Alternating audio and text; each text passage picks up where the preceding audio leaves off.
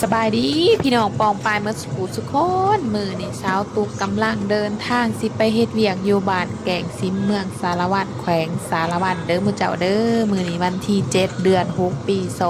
2025สาวตุกก็เลยเอาภาพบรรยากาศการเดินทางของสาวตุกมาฝากพี่ฝากน้องเด้อมือเจ้าเด้ออันนี้แมนสภาพเส้นทางสภาพการเดินทางของสาวตุกเด้อมือเจ้า นี่กำลังขี่รถขามน้ำเด้อคว้าน้อยๆที่ว่าเพิ่นเฮ็ดขามน้ำไปหมู่บ้านเด้อหมู่เจ้าเด้อ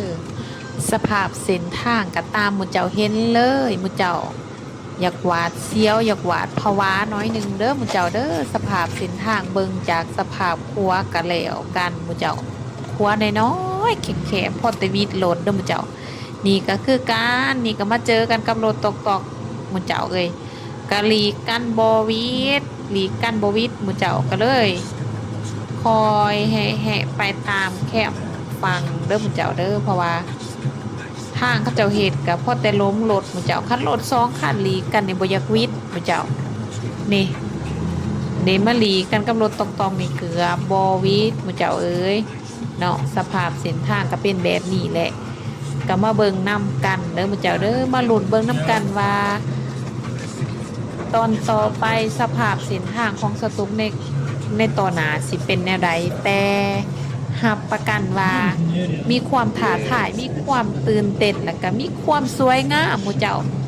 สวยงามมาลีเด้อหมู่เจ้าอยากหูว่างามสำใดกะเบิงน้ำกันกับสตุกเด้อหมู่เจ้าเด้ออยากหูว่างามสำใดแต่สตุกว่างามคุ้มค่าที่สตุกได้มาแล้วได้สตุกว่าเป็นบุญตาของสาวตุกที่ได้มาเนาะ ผู้ใดได้มาเห็นถือว่าเป็นบุญตา อันนี้แม่นเส้นทางเด้อสาวตุกบอกว่านี่แม่นสภาพเส้นทางสิ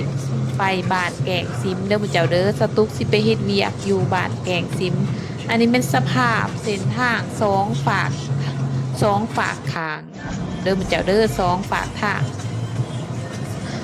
สภาพเส้นทางนี้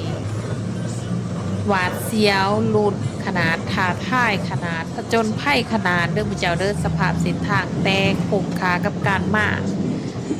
ผู้ใดที่ว่าอยู่ในเมืองในนาทาและมาเห็นธรรมศาสตร์แบบนี้สตุกเสือว่า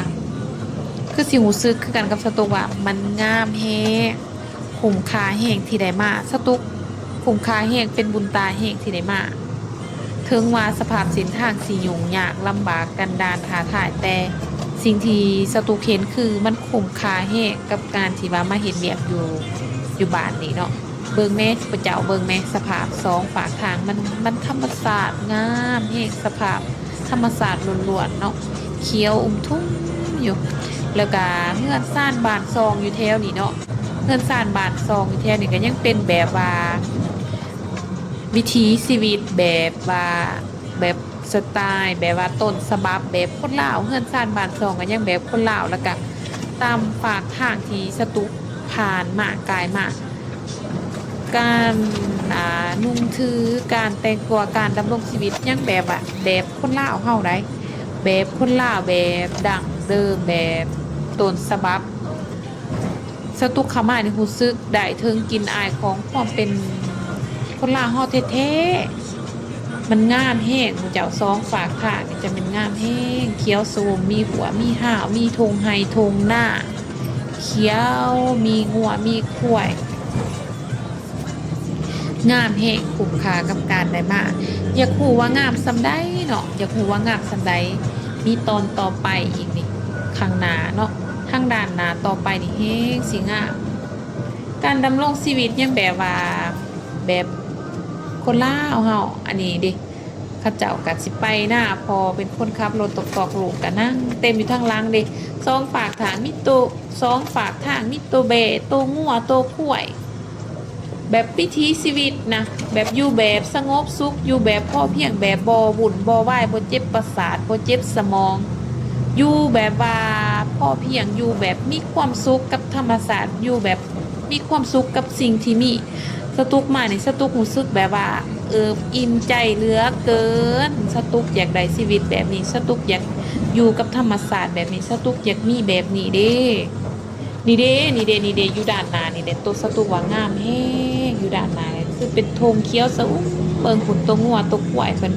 ย่างอยู่ในธงไฮธงหน้าแล้วอยู่ด้านหน้านี่เนาะเด้เป็นผู้เป็นผู้แบบว่า